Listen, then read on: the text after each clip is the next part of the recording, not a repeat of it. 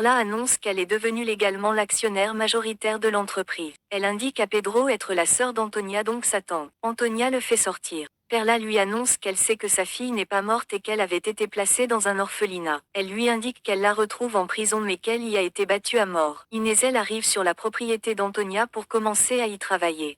Antonia dit à Perla qu'elle aurait dû la tuer mais Perla réplique en disant ne plus vouloir se laisser faire et qu'elle fera tout pour la détruire elle et Bernardo. Alors qu'elle veut tout raconter à Pedro, Antonia la supplie de ne pas le faire en évoquant la maladie de son fils. Le détective qu'a engagé Bernardo lui indique qu'il y a bien quelqu'un proche de lui qui retire en secret des fonds de la mine. Maximo demande à Perla si elle est bien là pour rentabiliser la mine et cherche à se rapprocher d'elle. L'inspecteur indique à Pedro qu'il est responsable des dégâts environnementaux causés par la mine et qu'il doit vite y remédier sous peine d'être attaqué en justice. Inézel rencontre l'employé de la mine qui travaille aussi sur la propriété. Elle l'aide à réparer l'une des voitures. La mère de Sofia lui demande d'annuler le mariage si elle est vraiment amoureuse d'Anna, mais Sofia s'étonne qu'elle se préoccupe d'elle et qu'elle est décidée à se marier. Sofia demande à Anna d'être patiente. Pedro demande à sa mère pourquoi elle n'a jamais parlé de Perla. Antonia lui explique qu'elle a surprise Bernardo avec sa sœur le jour de son mariage. Elles ont eu ensuite un accident de voiture qui a rendu Antonia stérile. Inézel profite d'être dans la propriété pour fouiller le bureau de Bernardo. Elle y trouve sa poupée et des photos d'elle enfant. Bernardo la surprend et exige qu'elle ne revienne plus dans son bureau. Consuelo extrait le bœuf de prison pour l'emmener à Efrain. Ce dernier lui demande qui est son chef qui a commandité son départ de la police mais le bœuf ne dit rien. Il le prévient toutefois que le chef est plus proche de lui qu'il ne le pense. Consuelo le ramène en prison. Perla essaie de discuter avec Pedro mais ce dernier refuse de lui parler à cause de sa liaison avec son père. Pedro part au lac, mesure le taux de contamination de l'eau et y trouve Inézel qui s'y baigne. Il la prévient et la fait sortir. Elle lui dit de partir se préparer pour son mariage qui a lieu aujourd'hui. Inézel informe Perla que Bernardo a gardé des souvenirs d'elle dans son bureau. Perla lui dit qu'elle a fait croire à Antonia que sa fille est morte afin qu'elle ne fasse pas le rapprochement avec elle.